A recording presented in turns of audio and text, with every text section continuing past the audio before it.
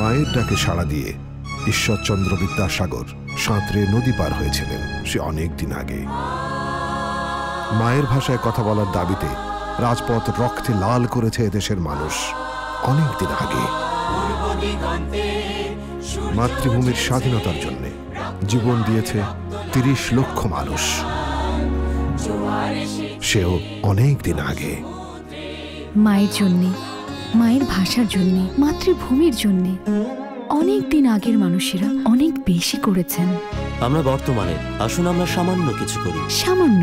জীবন বাজি রাখতে হবে না, রক্ত দিতে হবে না, প্রাণ দিতে হবে না, শুধু প্রতিজ্ঞা করি। প্রতিজ্ঞা। থাকবো ন্যায়ের সঙ্গে, থাকবো ন্যায়ের সঙ্গে।